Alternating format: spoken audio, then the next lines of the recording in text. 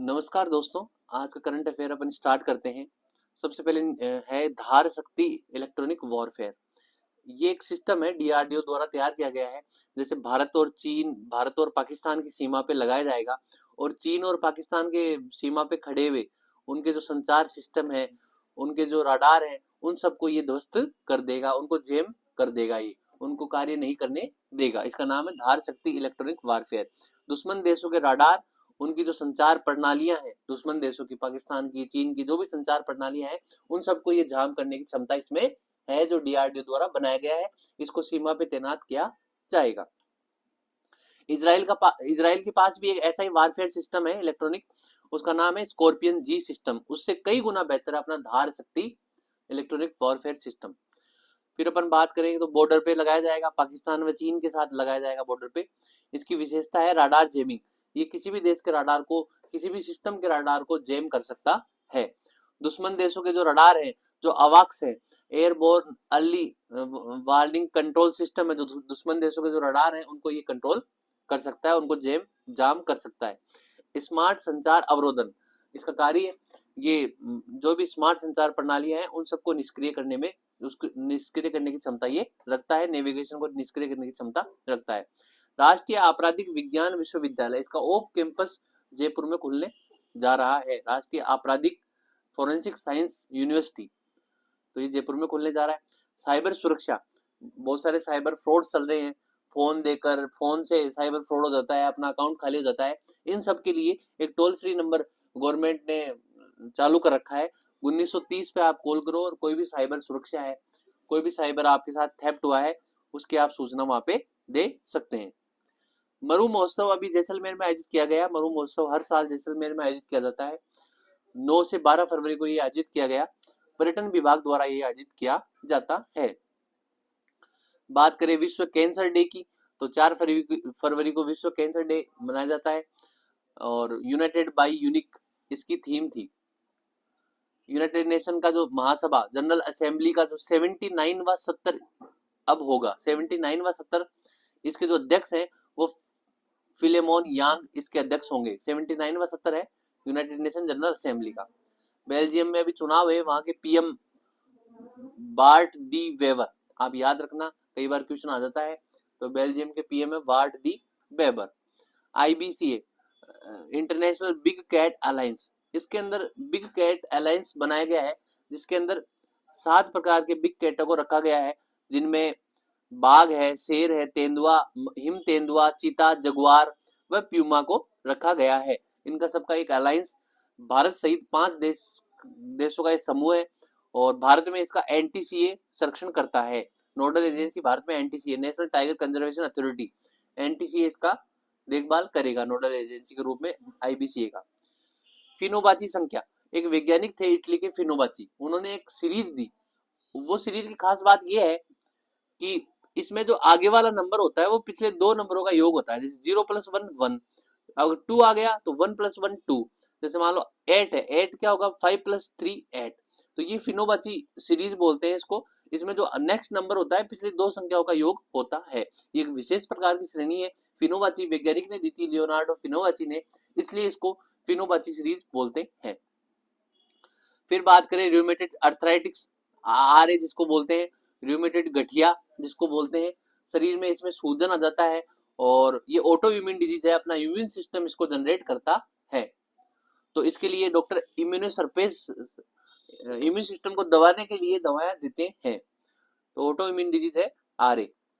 फिर बात करें राष्ट्रीय युवा संसद योजना, ये संसद योजना है जो संसदीय कार्य मंत्रालय द्वारा चलाई जा रही है। राष्ट्रीय युवा संसद योजना 2.0 संसदीय कार्य मंत्रालय द्वारा चलाई जा रही है।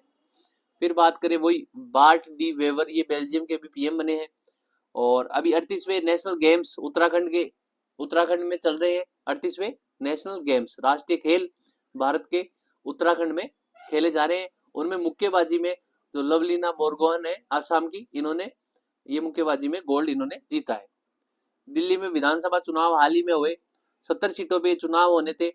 तो 35 + 1 मतलब 50% + 1 अर्थात 36 सीटों का बहुमत जो भी पार कर लेगा वो विजयी होगा, और बीजेपी ने ये पार करके दिखाया है। और आम आदमी पार्टी सेकंड पार्टी वहां की बनी है। अब वहां पे सीएम बीजेपी के बनेंगे। फिर बात करें बदावरी भैंस। बदावरी भैंस ये अपना जो राजस्थान का जो पूर्वी भाग है वहां पे पाई जाती है। इसके त्वचा का रंग तांबे जैसा होता है। तो ये एक फैक्ट था बदावरी भैंस के बारे में। फिर बात करें खालूबार युद्ध स्मारक। ये जो कारगिल युद्ध हुआ था, कारगिल युद्ध में जो शहीद हुए उनके लिए बनाया गया लद्दाख में खालूबार युद्ध स्मारक। फिर बात करें एरो इंडिया। ये बेंगलुरु में यलहंका एयरपोर्ट वायुसेना हवाई अड्डे पे एरो इंडिया 2025 शो बनाया जा रहा है। इसमें अलग अलग देशों से उनके जो जंगी जहाज है, फाइटर प्लेन है, वो आएंगे और कर्तव्य दिखाएंगे। जैसे रूस से आ रहा है सुकोई 57। ये 5वीं पीढ़ी का जंगी जहाज है। भारत के पास अभी 5वीं पीढ़ी का जंगी जहाज नहीं है। भारत 2030 तक अपना 5वीं पीढ़ी का फाइटर प्लेन बना लेगा। और अमेरिका का फाइटर प्लेन है F-35 ये डिस्प्ले के लिए होगा। और सुकोई 57 इसने खूब करतब कलाबाजी वहां पे दिखाई। और इस प्रकार एरो इंडिया 2025 बेंगलुरु में बनाया जा रहा है और रक्षा मंत्री राजनाथ सिंह ने इनका उद्घाटन किया। फिर बात करें इसरो की, तो इसरो ने अपना जो स्वदेशी क्रायोजेनिक इंजन है CE-20 इसका वैक्यूम में रीस्टार्ट परीक्षण किया है। मतलब ऊपर अंतरिक्ष में इसका रीस्टार्ट परीक्षण किया है। इन्होंने क्या किया, LVM-3 के ऊपरी चरण में इसको लगाया, क्रायोजेनिक इंजन को लगाया और इन्होंने वैक्यूम में उसको रीस्टार्ट किया। अब इससे क्या होगा कि जो LVM है इससे 2 उपग्रह ले जा सकेंगे और उन दोनों उपग्रहों को अलग अलग कक्षा में भेजा जा सकेगा। तो इसरो ने ये टेस्ट किया है स्वदेशी क्रायोजेनिक इंजन CE-20 का। किस पे, LVM रॉकेट के ऊपर, LVM-3 के ऊपर ऊपरी चरण में ये टेस्ट इन्होंने किया है। भविष्य के लिए LVM-3 के जरिए 2 सैटेलाइट अलग अलग पृथ्वी की कक्षाओं में भेजे जा सकेंगे। फिर बात करें विश्व यूनानी डे। यूनानी एक चिकित्सा की पद्धति है, जैसे होम्योपैथी एलोपैथी है वैसे ही यूनानी है, आयुर्वेद है, सिद्धा है, नेचुरोपैथी है, वैसे यूनानी एक पद्धति है। 11 फरवरी को इसका डे बनाया जाता है। जैसे आयुर्वेद 3 प्रकार के तत्वों पे चलता है, वात, पित्त और कफ पे, वैसे यूनानी पद्धति कफ, रक्त, पीला पीत और काला पीत, इन तत्वों पे यूनानी पद्धति चलती है। इसके आधार पर डायग्नोस किया जाता है, फिर उसका उपचार किया जाता है। ये अरब देशों की मुख्यतः पद्धति है। देश का तीसरा सबसे बड़ा क्रिकेट स्टेडियम अपने जयपुर राजस्थान में चौक नाम के गांव में खुलने जा रहा था और इसमें लगभग 75,000 की क्षमताएं हैं और ये क्रिकेट स्टेडियम देश का 3rd सबसे बड़ा क्रिकेट स्टेडियम होगा। ग्रेमी अवार्ड बियोंस ने जीता है, जो अमेरिकी संगीतकार है, पॉप सिंगर है बियोंस, इन्होंने जीता है। लुम्बिनी नेपाल में एक जगह है जो यूनेस्को वर्ल्ड हेरिटेज साइट में भी इसको घोषित किया गया है। यहाँ भगवान बुद्ध का जन्म हुआ, जिनका नाम सिद्धार्थ था, उनका यहाँ पे जन्म हुआ। और अशोक ने 3rd BC में अशोक स्तंभ यहाँ पे बनवाया, जिसपे लिपि ब्राह्मी लिपि से लिखा गया था अशोक के द्वारा। और माया देवी जो बुद्ध की माँ है, गौतम बुद्ध की माँ का मंदिर भी यहाँ पे लुम्बिनी में है। 10 फरवरी 2025 का करंट अफेयर अपन देखते हैं। इंद्रावती टाइगर रिजर्व, ये छत्तीसगढ़ में है इंद्रावती टाइगर रिजर्व। दिल्ली के जो पूर्व सीएम है, जो कि दिल्ली में विधानसभा चुनाव है 70 सीटों पे, तो अभी चुनाव बीजेपी ने जीते हैं। तो पूर्व सीएम जो आम आदमी पार्टी से थी आतिशी, जो 3rd महिला सीएम थी दिल्ली की, इन्होंने इस्तीफा दिया है। दिल्ली में उपराज्यपाल है VK सक्सेना साहब को, इन्होंने इस्तीफा दिया है। फिर VK सक्सेना साहब अब विधानसभा को भंग करेंगे और नई विधानसभा के लिए ऐलान होगा। ऐसे ही इस प्रकार एन वीरेंद्र सिंह, मणिपुर में जो हिंसा चल रही है 21 माह से लगातार, उसको देखते हुए सब विधायकों में नाराजगी थी, बीजेपी विधायकों में। तो एन वीरेंद्र सिंह ने वहां के जो राज्यपाल है अजय भल्ला, जो अभी नियुक्त किए गए हैं मणिपुर के, उनको इस्तीफा दिया है।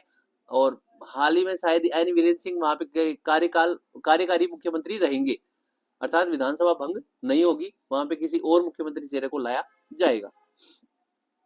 अफ्रीका की सबसे ऊंची चोटी है किलिमंजारो और NHAI के द्वारा खूब सारे कैटल होम बनाए जा रहे हैं, जो आवारा पशु रोड पे घूमते हैं, जिनके कारण एक्सीडेंट होते हैं और उन पशुओं की जान चली जाती है। उनको बचाने के लिए और एक्सीडेंट को रोकने के लिए, सड़क दुर्घटना को रोकने के लिए कैटल होम्स बनाए जा रहे हैं। अभी पायलट प्रोजेक्ट के रूप में 3 हाईवे पे चला जा रहा है, जिनमें राजस्थान का है NH 112 जो जोधपुर रिंग रोड पे स्थित है, डांगियावास व जाजीवाल खंड है, वहां पे बनाया जाएगा।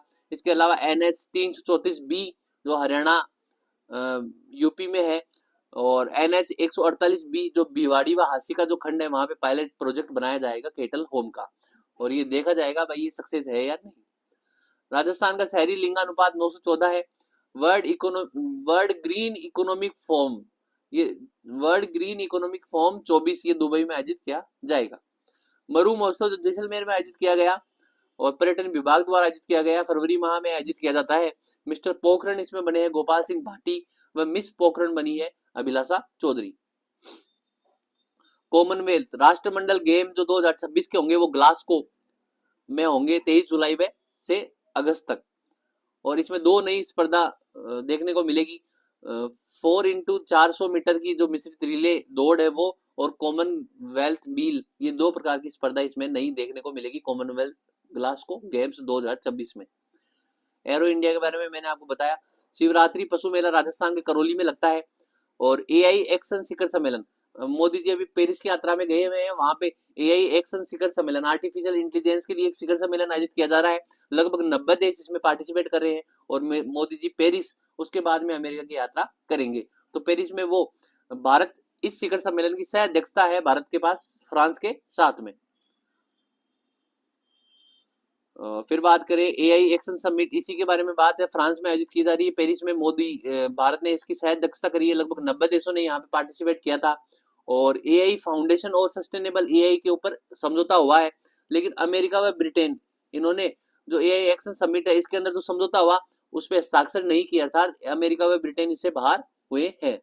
और चीन, भारत, फ्रांस, इन सब देशों ने लगभग उस समझौते पर हस्ताक्षर किए हैं।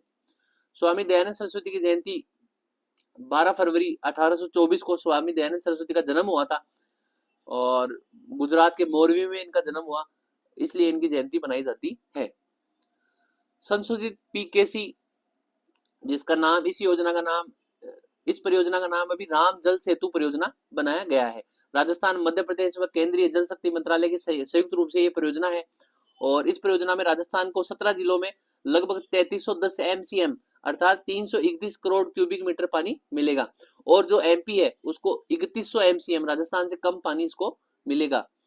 और इस पर कुल नदी पर रामगढ़ बैराज, पार्वती पर महलपुर, काली सिंध पर नवनेरा बैराज, बनास पर डूंगरी बांध, रामगढ़ से डूंगरी बांध को वाटर सप्लाई व इसरदा व कुछ 26 बांधों का पुनरुद्धार उनका किया जाएगा। ये सब इसी परियोजना में किया जाएगा। फिर बात करते हैं कि इस राम जल सेतु परियोजना है क्या, कि मानसून के अंदर क्या होता है कि खूब सारी नदियों में जो पानी आता है जो बहकर समुद्र में चल जाता है, उसको बचाने के लिए आपस में नदियों को कनेक्ट किया जाएगा। यह है राम जल सेतु परियोजना। तो मानसून में क्या है, चंबल नदी के जो बेसिन है उसमें कुन्नू, कूल, पार्वती, कालीसिंध, मेज से जल आधिक्य, जो वर्षा जल में जल अधिशेष होता है वो समुद्र में बहकर चल जाता है। इस जल अधिशेष को बनास, मोरेल, बाणगंगा, पार्वती, कालीसिंध, गंभीर आदि नदियों में भेजा जाएगा। भारतीय सेना व भारतीय वायुसेना के बीच में विंग्ड रेडर नाम का संयुक्त अभ्यास आयोजित किया गया। थाई पुसम उत्सव, ये मलेशिया कुआलालंपुर जिसकी राजधानी है मलेशिया में आयोजित किया गया। थाई वहां पे महीने, जैसे अपने जनवरी, फरवरी, मार्च है, वैसे वहां पे मलेशिया में थाई नाम का एक महीना है। पुसम मतलब पूर्णिमा, तो थाई पुसम, तो थाई महीने की पूर्णिमा को ये उत्सव मनाया जाता है, और भगवान मुर्गन को ये समर्पित है। भगवान मुर्गन थे जो शिव और पार्वती के दो बेटे थे, एक तो गणेश और एक कार्तिकेय। कार्तिकेय को भगवान मुर्गन बोलते हैं, और बेसिकली ये तमिल समुदाय द्वारा नृत्य ये महोत्सव बनाया जाता है, जो मलेशिया में भी आयोजित किया जा रहा है। हिंदुओं का सेकंड सबसे बड़ा ये महोत्सव है। फिर बात करें अपन रेल फोर्स 1, ये रेल फोर्स 1 एक विशेष प्रकार की रेल थी, जो क्या हुआ, जब रूस और यूक्रेन का जो युद्ध चल रहा था उस समय ये चलाई गई, और ये डीजल इंजन से संचालित थी, अर्थात इलेक्ट्रिक रेल नहीं थी। क्योंकि अगर मान लो रूस ने कोई मिसाइल भेजी है, अगर उसने पावर हाउस को उड़ा दिया तो वो रेल ठप हो जाएगी, इसलिए ये डीजल इंजन से संचालित थी, और इस ट्रेन को नेविगेट नहीं किया जा सकता था, इसको ट्रैक नहीं किया जा सकता था। तो ये स्पेशल प्रकार की रेल फोर्स 1 ट्रेन थी जो रूसी आक्रमण के समय बनाई गई। त्रिशूल नाम की, जो भारत की 5 मिसाइल प्रोग्राम बनाए गए थे उसमें त्रिशूल नाम की एक मिसाइल बनाई थी, जो सरफेस टू एयर मिसाइल है, सरफेस से छोड़ी जाएगी, एयर में अटैक करेगी, और छोटी दूरी की मिसाइल है, DRDO द्वारा बनाई गई त्रिशूल। ऑक्टोपस, ऑक्टोपस एक ऐसा जानवर होता है जिसका ब्लड नीला होता है, खून नीला होता है। क्यों होता है? क्योंकि इसके खून में हीमोसाइनिक प्रोटीन पाया जाता है जो तांबे तांबे जैसा रंग होता है, तांबे के कलर का होता है, और इस कारण ऑक्टोपस का खून नीला होता है। बृहस्पति ग्रह, बृहस्पति ग्रह का एक दिन लगभग 9 घंटे के बराबर होता है। पृथ्वी का एक दिन 24 घंटे के बराबर होता है। शुक्र का एक दिन 5832 घंटे के बराबर होता है, अर्थात शुक्र का एक दिन पृथ्वी के 243 दिनों के बराबर होता है। और शनि का एक दिन 10 घंटे के बराबर होता है। वुलर झील, ये जम्मू कश्मीर में है, भारत की सबसे बड़ी मीठी पानी की झील है। बांदीपोरा जिला है जम्मू कश्मीर में, वहां पे वुलर झील स्थित है। माघ पूर्णिमा, अभी माघ पूर्णिमा है आज के दिन। महाकुंभ में जो 144 साल बाद में महाकुंभ प्रयागराज में बनाया जा रहा है महाकुंभ नगर में, वहां पे अभी अमृत स्नान आज के दिन होगा। और माघ पूर्णिमा के दिन राजस्थान के जो सांवला गांव है वेणेश्वर धाम डूंगरपुर में, वहां पे वेणेश्वर धाम का मेला लगता है सोम माही व जाखम नदी के संगम पर। आईफा अवार्ड 2025 का जो भारत में मनाया जाएगा, जयपुर में मनाया जाएगा, जयपुर के सीतापुरा में, ये 8 से 9 मार्च को बनाया जाएगा। पर्यटन विभाग इसकी अगवानी कर रहा है। स्वामी दयानंद सरस्वती, आज 12 फरवरी है, 12 फरवरी 1824 को स्वामी दयानंद सरस्वती का जन्म मोरवी गुजरात में हुआ था। और इनको हिंदू लूथर बोला जाता है। हिंदू लूथर इसलिए बोला जाता है जैसे मार्टिन लूथर ने यूरोप में अपने आंदोलनों के द्वारा समाज में बदलाव लाया था, सामाजिक क्रांति की थी, वैसे ही स्वामी दयानंद सरस्वती ने हिंदू धर्म में अपने आंदोलनों के द्वारा खूब सारे बदलाव इन्होंने लाए, खूब सारी कुरीतियों को इन्होंने नष्ट किया। इनका वास्तविक नाम मूल शंकर था। प्रथम गुरु इनके पूर्णानंद जी थे, जिन्होंने इनका नाम मूल शंकर से स्वामी दयानंद सरस्वती बनाया। और द्वितीय गुरु इनके वृदानंद जी थे, जिनको बुडन बाबा या विरजानंद बोलते थे, दंडी बाबा इनको बोलते थे, खूब दंड दिया करते थे। और इन्होंने स्वामी जी को वेदों की शिक्षाएं इन्होंने दी। और फिर स्वामी जी ने एक नारा दिया, वेदों की ओर लौटो, बैक टू द वेदास। इन्होंने बोला लोगों को कि आप वेदों की ओर लौटो, वेदों का अध्ययन करो, वो प्रमाणिक है। ऋग्वेद को ये बहुत प्रमाणिक मानते थे, कर्म आधारित वर्ण व्यवस्था को मानते थे, न कि जन्म आधारित वर्ण व्यवस्था को। ये बोले कर्म पर प्रधान विश्व रचिरा का, इन्होंने बोला कि कर्म आधारित वर्ण व्यवस्था ही मान्य होगी। जाति व्यवस्था, छुआछूत की आलोचना की इन्होंने, मूर्ति पूजा की आलोचना की। एक बार जब ये मंदिर में गए तो शंकर भगवान के जो शिवलिंग है उसके ऊपर कुछ प्रसाद रखा हुआ था, तो चूहे आके उस प्रसाद को खा रहे थे। और इन्होंने देखा कि जब भगवान खुद के प्रसाद की रक्षा नहीं कर सकते तो ये भगवान इतना ऐसा है नहीं हो सकता। इस प्रकार इन्होंने मूर्ति पूजा की आलोचना की। अवतारवाद के विरोधी थे, एकेश्वरवाद का समर्थन इन्होंने किया, महिला शिक्षा का समर्थन किया। जो कुंभ चल रहा है, एक बार की बात है जब कुंभ चल रहा था तो इन्होंने कुंभ में जाकर पाखंड, जो ढोंग पाखंड है, पंडों की जो व्यवस्था है, उसकी आलोचना इन्होंने की थी। वहां पे इन्होंने एक अखाड़ा लगाया था अपना, और वो आलोचना इन्होंने वहां पे की थी। यज्ञ का समर्थन किया इन्होंने। और इन्होंने शूद्र, पहले शूद्र और स्त्रियों को यज्ञ में अलाउ नहीं था, तो इन्होंने उनको भी अलाउ किया। सौराष्ट्र सौ भाषा सौ धर्म स्वदेशी का इन्होंने बल दिया, हिंदी का समर्थन किया। आर्य समाज की स्थापना 1875 में सबसे पहले बॉम्बे में हुई, फिर 1877 में लाहौर में की गई, फिर 1878 में दिल्ली में की गई। और इन्होंने एक बुक लिखी सत्यार्थ प्रकाश, जो हिंदू धर्म के ऊपर एक बुक है सत्यार्थ प्रकाश। उपनिषदों पे इन्होंने खूब बल दिया। 1883 में अजमेर में इनकी मृत्यु हुई, और मृत्यु के उपरांत शिक्षा को लेकर आर्य समाज दो भागों में बट गया था। पाश्चात्य शिक्षा के जो समर्थक थे वो लाला राजपत राय व लाला हंसराज थे। जो डीएवी स्कूल अपन आज देखते हैं वो सभी पाश्चात्य शिक्षा की आर्य समाज की स्कूल्स हैं। और जो वैदिक शिक्षा का जिन्होंने समर्थन किया वो थे स्वामी सरदानंद जी, मुंशी राम और लेखराम। इन्होंने गुरुकुल कांगड़ी आश्रम खोला हरिद्वार में। फिर बात करें, इन्होंने शुद्धि आंदोलन चलाया आर्य समाज ने। इन्होंने कहा कि हिंदू धर्म जो हिंदू धर्मांतरित हो चुके हैं, दूसरे धर्म में चले गए हैं, उनको वापस हिंदू धर्म में लाने के लिए शुद्धि आंदोलन इन्होंने चलाया। वह अंतरजातीय विवाह का इन्होंने समर्थन किया। वेलेंटाइन सिरोल, इन्होंने एक बुक लिखी थी इंडिया अनरेस्ट। इन्होंने आर्य समाज व तिलक, बाल गंगाधर तिलक को भारतीय अशांति का जनक बताया था। आर्य समाज का राजस्थान में योगदान ये है, राजस्थान में सबसे पहले 1865 में करौली के जो राजा थे मदन पाल, इनके कहने पर स्वामी जी 1865 में करौली आए थे। फिर 1881 में भरतपुर आए, भरतपुर से वो उदयपुर गए, उदयपुर से अजमेर में उनकी मृत्यु हुई थी। 1865 में पहली यात्रा मदन पाल इन्वाइट किया था, और 1881 में भरतपुर में ये आए। 1881 में अजमेर में आर्य समाज तथा जयपुर में वैदिक धर्म सभा की इन्होंने स्थापना करी। कवि राजा फिर श्यामल दास जो उदयपुर से थे, इनके आमंत्रण पर ये उदयपुर गए और इन्होंने उदयपुर में जो महाराजा सज्जन सिंह थे उस समय के महाराणा, और वहां पे गुलाब बाग में बैठकर इन्होंने इनको नौलखा महल में रोका गया था सज्जन सिंह जी के द्वारा। वहां पे इन्होंने सत्यार्थ प्रकाश का सेकंड एडिशन निकाला था। 1883 में उदयपुर में इन्होंने परोपकारिणी सभा, स्वामी दयानंद सरस्वती ने उदयपुर में परोपकारिणी सभा की स्थापना की थी और इसके जो सभापति बने थे उदयपुर के महाराणा सज्जन सिंह बने थे। बाद में परोपकारिणी सभा का हेडक्वार्टर है वो अजमेर की तरफ स्थानांतरित कर दिया गया था। अजमेर में इन्होंने वैदिक यंत्रालय जो प्रिंटिंग प्रेस थी वो खोली और उसी प्रिंटिंग प्रेस द्वारा सबसे पहले सत्यार्थ प्रकाश का प्रकाशन किया गया। इस प्रकार सत्यार्थ प्रकाश लिखी थी गुलाब बाग उदयपुर में बैठकर और उसका प्रकाशन अजमेर में किया गया था। कार्यकर्ता आर्य समाज के अजमेर से हैं चांदकरण शारदा, हरविलास शारदा, भरतपुर से थे जुगल किशोर चतुर्वेदी जिन्होंने प्रजामंडल में भी योगदान दिया, मास्टर यतीन्द्र, और जयपुर से थे कल्याण सिंह व श्यामलाल वर्मा। इन्होंने 1922 में जयपुर में हिंदी राजभाषा आंदोलन चलाया था क्योंकि स्वामी दयानंद सरस्वती सब भाषा को लेकर खूब इन्होंने आंदोलन किया। इस प्रकार इन्होंने हिंदी राजभाषा आंदोलन चलाया कल्याण सिंह व श्यामलाल वर्मा ने। जोधपुर में महाराजा जसवंत सिंह सेकंड व सर प्रताप और तेज सिंह ये इनके समर्थक थे आर्य समाज के। शाहपुरा में राजा नाहर सिंह समर्थक थे। जोधपुर महाराजा जो जसवंत सिंह सेकंड थे उनकी एक प्रेमिका थी नन्नी जान। नन्नी जान इनके कार्यों में खूब इंटरफेयर करती थी। महाराजा ने जब ये देखा महल में आके कि नन्नी जान का इंटरफेयर खूब ज्यादा है जसवंत सिंह सेकंड के राज कार्यों में, तो इन्होंने जसवंत सिंह सेकंड को नन्नी जान से दूर रहने की सलाह दी। जब ये नन्नी जान को पता चला तो नन्नी जान ने जब महाराजा स्वामी दयानंद सरस्वती को दूध दिया गया उस दूध में नन्नी जान ने जहर मिला दिया और जहर मिला दिया तो वो जहर जब स्वामी जी ने दूध इनटेक किया तो 1883 में फिर जब स्वामी जी वहां से उदयपुर से अजमेर चले गए तो दिवाली के दिन अजमेर में उनकी मृत्यु इस जहर के कारण हो गई थी।